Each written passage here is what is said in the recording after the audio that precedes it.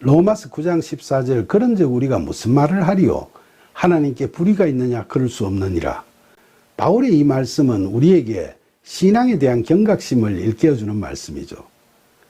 하나님의 공의로우심을 자칫 잘못 우리의 기준으로 생각하고 판단하다가는 또다시 신앙에 대한 왜곡과 오류에 빠질 수 있음을 경계하는 거죠.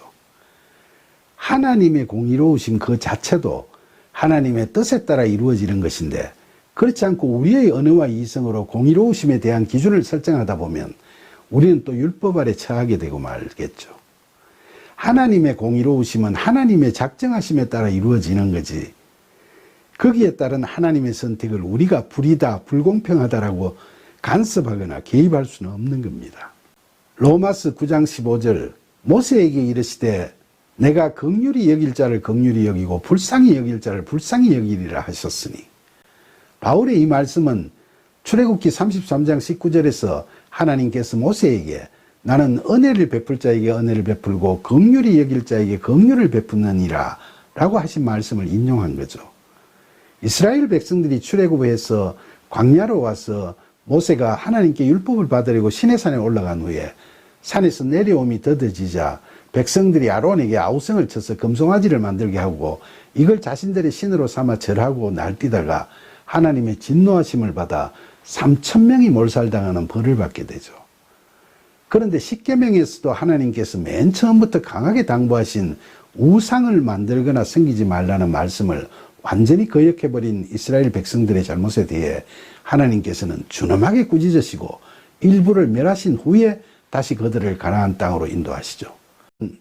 그와 같은 하나님의 징계와 용서와 은혜를 목도한 모세가 출애굽 당시 애굽 군대를 진멸하시고 그 전에 또 애굽의 장자들을 다 죽이시고 숱한 재앙을 주셨던 하나님을 생각하면서 하나님께 천하 만민 중에서 그 자신들만을 이처럼 구별해서 돌보시는 이유를 묻죠. 그때 본절에서 인용한 출애굽기 33장 19절의 말씀을 하나님께서 하셨죠. 하나님께서는 그들을 약속의 자녀로 삼으시겠다고 뜻하시고 작정하셨기 때문에 은혜를 베푸시고 긍휼히 여기시는 건 바로 그런 하나님의 구원의 섭리인 겁니다. 그러니까 멸하시는 것도 용서하시는 것도 다 하나님의 뜻에 따라 이루어지는 거지 거기에 인간의 개입은 있을 수 없는 거죠. 로마서 9장 16절 그런즉 원하는 자로 말미암음도 아니요 다른 박질하는 자로 말미암음도 아니요 오직 긍휼히 여기시는 하나님으로 말미암음이니라. 이 말씀을 하나님께서는 우리의 중심을 보신다는 말씀과 연관지어 생각해 보면 좀 헷갈리는 점이 있을 수 있죠. 앞서 본 대로 야곱이 에서보다 먼저 나오려고 안간힘을 쓴다든지 또 금송아지 사건을 저지른 백성들에 대한 하나님의 용서를 얻으려고 모세가 하나님께 그들을 용서하지 않으시려면 차라리 하나님의 생명체에서 자신의 이름을 지어달라고 매달린다든지 하는 이런 야곱과 모세의 행동들을 보시고 하나님께서 은혜와 긍휼을 베푸신 게 아닌가 하고 생각하기 쉽죠. 그런데 바울은 그처럼 자신들이 원하고 또 열심히 매달린다고 해서 은혜와 긍휼히 여기심을 받는 게 아니고 긍휼히 여기시는 하나님 때문에 은혜를 받는다고 이야기하고 있죠. 그럼 하나님께서는 그들의 무엇을 보시고 긍휼히 여기셨을까요?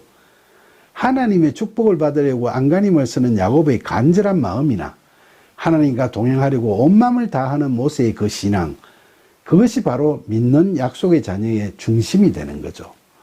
하나님께서는 그들의 행위를 보시고 긍휼히 여기시는 게 아니라 그들이 바로 그런 중심을 보시고 긍휼히 여기셨던 겁니다. 로마서 9장 17절 성경이 바로에게 이르시되 내가 이 일을 위하여 너를 세웠으니 곧 너로 말미암아 내 능력을 보이고 내 이름을 온 땅에 전파되게 하려 함이라 하셨으니, 바울의 이 말씀도 출애굽기 9장 16절에서 하나님께서 애굽 땅에 10가지 재앙을 주시면서 완악한 바로왕에게 너를 왕으로 세우고 이런 재앙을 주는 건 다 나의 역사함을 위함이라고 말씀하시는 거죠. 로마서 9장 18절 그런즉 하나님께서 하고자 하시는 자를 긍휼히 여기시고 하고자 하시는 자를 완악하게 하시느니라. 바울의 이 말씀은 만사가 다 하나님께서 뜻하시고 작정하시는 데 따라 펼쳐짐을 깨닫게 하는 말씀이죠. 그렇다고 해서 하나님께서 고의적으로 악을 조장하셨다는 이야기는 아니죠. 인간은 누구나 죄인이라고 할 수 있지만 하나님께서는 모세는 그 중심을 보시고 지도자로 택하셨고 완악한 바로는 그 중심을 보시고 그의 불의함을 내버려 두셨죠. 하나님께서는 그렇게 하시는 가운데 이 세상에서 하나님의 섭리를 실현해 나가시는 능력을 나타내셨습니다. 바울은 바로 이와 같은 하나님의 절대 주권을 강조하고 있는 겁니다.